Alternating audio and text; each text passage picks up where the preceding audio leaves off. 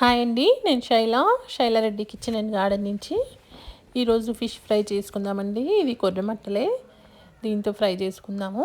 కొంచెం ముక్కలు చిన్నగా ఉన్నాయండి, అయినా టేస్ట్ బాగుంటుంది. ట్రై చేసి చూడండి. ట్రై చేసి చూసి మీకు ఎలా వచ్చిందో నాకు ఒకసారి కామెంట్స్లో చెప్పండి. దీనికి కావాల్సిన ఏంటో చూపిస్తాను ఇప్పుడు. నేను ఇక్కడ ఫిష్ ఒక 8 ముక్కలు తీసుకున్నానండి ఈ సైజులో. వీటిని బాగా ఉప్పు పెట్టి కడిగి గట్టిగా నీళ్లు పిండేసి ఒక హాఫ్ అన్ అవర్ ఆరబెట్టానండి. ఫ్యాన్ కింద ఆరబెట్టేశాను. ఆరబెట్టిన తర్వాత నేను ఇప్పుడు దీంట్లోకి ఒక 2.5 టీ స్పూన్స్ అంతా ధనియాల పొడి వేస్తున్నాను. ఒక 2 టీ స్పూన్లంతా కారం అండి. 2 నుంచి కొంచెం 2.5 టీ స్పూన్ల వరకు కారం వేసుకోండి. 1.5 టీ స్పూను సాల్ట్ తీసుకున్నాను. కొద్దిగా పసుపు అండి, పావు టీ స్పూన్ అంతా సరిపోతుంది. ఒక half teaspoon garam masala పొడి. దీనిలోకే కొంచెం అల్లం వెల్లుల్లిపాయ అండి. అల్లం వెల్లుల్లిపాయ లేకుండా మేము ఏది చేయమండి వంట. ఇష్టం ఉంటే వేసుకోండి, ఇష్టం లేకపోతే వేసుకోకుండా పర్వాలేదు. కానీ ఈ నాన్ వెజ్ కర్రీస్లోకి కంపల్సరీ వేస్తేనే బాగుంటుంది. దీనిలోకి నేను 2 నిమ్మకాయల రసం తీసి వేసుకున్నానండి. నిమ్మకాయ రసం మొత్తం దీనికి ముందు కలిపేసేయాలి. కొంచెం ఇదంతా కలిపేసుకున్న తర్వాత ఇదే ముక్కలకి పట్టించేసేయాలండి. ఈ హోల్స్లో దీంట్లో మొత్తం పట్టించుకోవాలి. ఇలా ముక్కలకి మొత్తం పట్టించేసుకోవాలండి. మొత్తం పట్టించేసుకొని నిమ్మకాయ రసం ఎప్పుడు తీసుకున్నా కూడా తీసి పెట్టుకుంటే మాత్రము దాంట్లో కొంచెం సాల్ట్ వేసి పెట్టుకోవాలండి. ఉప్పు కలపకుండా నిమ్మకాయ రసం అలాగే పెడితే చేదవుతుంది. ముందు తీసి పెట్టుకుంటే దాంట్లో కొంచెం ఉప్పు కలిపి పెట్టుకోవాలి. ఇప్పుడు అన్ని ముక్కలకి ఇలా బాగా పట్టించేసుకోవాలండి. ఈ హోల్స్లో కూడా పట్టించేసుకొని దీన్ని ఒక హాఫ్ అన్ అవర్ నుంచి ఒక గంట సేపు అయినా సరే నానబెట్టుకోవాలండి. మీకు ఎంత టైం ఉంటే అంత. మూత పెట్టేసి పక్కన పెట్టుకుందాము. ఇప్పుడు ఒక ప్యాన్ పెట్టుకుందామండి. నేను ఒక 40 మినిట్స్ నానబెట్టాను.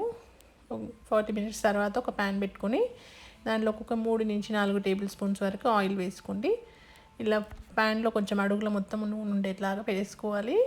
3 పడితే 3, 4 పడితే 4. నేను 3 స్పూన్స్ వేసాను, టేబుల్ స్పూన్స్ వేసేసి ముక్కల్ని ఇలా కొంచెం గ్యాప్ ఉంచుకొని, అత్తుకున్నట్టు కాకుండా కొంచెం గ్యాప్ ఉంచుకొని ఇందులో వేసేసుకుందాం.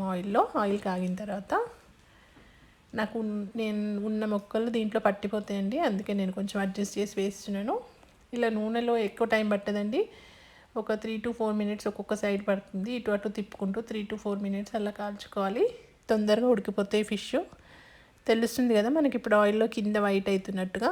దీన్ని మీడియం ఫ్లేమ్లో కాల్చుకోవాలండి. ఫ్లేమ్ పెద్దగా కాకుండా, పెద్దగా పెడితే మాడిపోతాయి, లోపల ఉడకదు. ఫ్లేమ్ మీడియంలోకి మార్చుకొని ఇలా అటు ఇటు తిప్పుకుంటూ కాల్చుకోవాలి. ఇలా తెల్లగా అవుతాయండి, ముక్కలేం విడిపోవు. మనం నిమ్మకాయ రసం వేసుకుంటాం కదా, చితికిపోకుండా బైండింగ్ లాగా బాగుంటుంది.